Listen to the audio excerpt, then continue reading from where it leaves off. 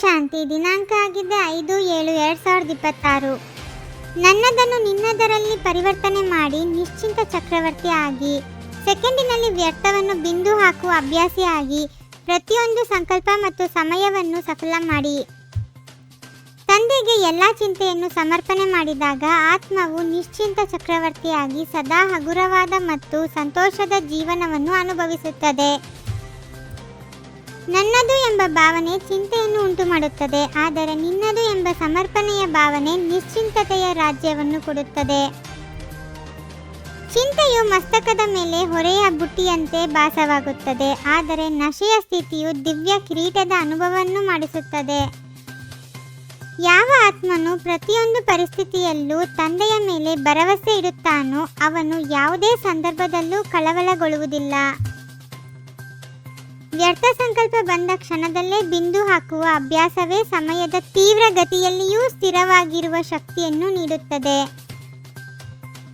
ಏಕೆ, ಏನು, ಹೇಗೆ ಎಂಬ ಪ್ರಶ್ನಾರ್ಥಕ ಸಂಕಲ್ಪಗಳನ್ನು ಫುಲ್ ಸ್ಟಾಪ್ನ ಬಿಂದುವಿನಿಂದ ಸಮಾಪ್ತಿ ಮಾಡುವುದು ನಿಜವಾದ ಯೋಗಯುಕ್ತ ಸ್ಥಿತಿಯಾಗಿದೆ.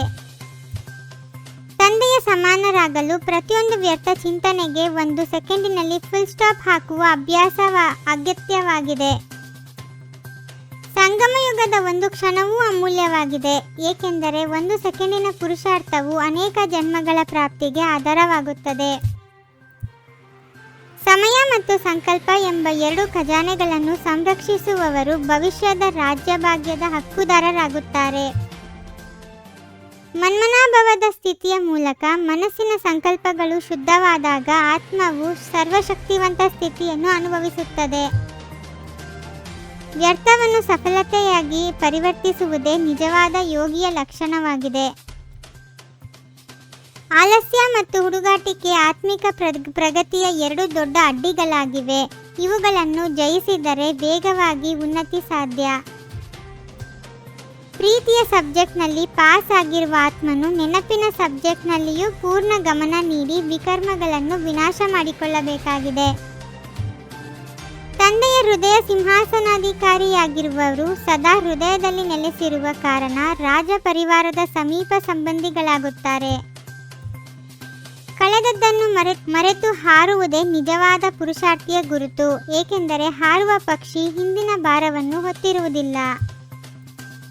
ವಿಶ್ವದ ಎಲ್ಲ ಆತ್ಮರನ್ನು ಒಂದು ಪರಿವಾರವೆಂದು ಅನುಭವಿಸುವುದೇ ಬ್ರಹ್ಮಕುಮಾರರ ವಿಶ್ವ ಸಹೋದರತ್ವದ ಸಂದೇಶವಾಗಿದೆ. ಮನಸಾ ಸೇವೆಯ ಮೂಲಕ ದುಃಖಿತ ಆತ್ಮರಿಗೆ ಶಾಂತಿಯ ಅನುಭವ ನೀಡುವುದು ಇಂದಿನ ಸಮಯದ ಅತ್ಯಂತ ಮಹತ್ತರ ಸೇವೆಯಾಗಿದೆ. ಸಮಾಪ್ತಿಯನ್ನು ಸಮೀಪ ತರಬೇಕಾದರೆ ಮೊದಲು ಆತ್ಮವು ಸಂಪನ್ನ ಮತ್ತು ಸಂಪೂರ್ಣ ಸ್ಥಿತಿಯನ್ನು ಹೊಂದಬೇಕು. ಸ್ನೇಹ ಹಾಗೂ ಶಕ್ತಿ ರೂಪದ ಸಮತೋಲನದ ಮೂಲಕ ಸೇವೆ ಮಾಡುವಂತಹ ಸಫಲತಾ ಮೂರ್ತಿ ಭವ. ಜ್ಞಾನದ ಯಾವುದೆಲ್ಲ ಸತ್ಯ ಮಾತುಗಳಿವೆ ಅವನ್ನು ಸ್ಪಷ್ಟ ಶಬ್ದಗಳಲ್ಲಿ ತಿಳಿಸಿರಿ, ಆದರೆ ಶಬ್ದಗಳಲ್ಲಿ ಸ್ನೇಹವು ಸಮಾವೇಶವಾಗಿರಲಿ, ಆಗಲೇ ಸಫಲತಾ ಮೂರ್ತಿಗಳು ಆಗಿಬಿಡುವಿರಿ. ಸರ್ವಶಕ್ತಿವಂತ ತಂದೆಯನ್ನು ಸಂಗಾತಿಯನ್ನಾಗಿ ಮಾಡಿಕೊಳ್ಳುತ್ತೀರೆಂದರೆ ಪಶ್ಚಾತ್ತಾಪದಿಂದ ಮುಕ್ತರಾಗಿ ಬಿಡುವಿರಿ. ಓಂ ಶಾಂತಿ. 21 ಜನ್ಮಗಳಿಗೆ 21 ಪರಮಾತ್ಮನ ಮಹಾವಾಕ್ಯಗಳನ್ನು ಆಲಿಸಿ ಹಾಗೂ ನಿಮ್ಮದಾದ ಈ ಚಾನಲ್ಗೆ ಲೈಕ್ ಮಾಡುವುದನ್ನು ಮರೆಯದಿರಿ. ಓಂ ಶಾಂತಿ.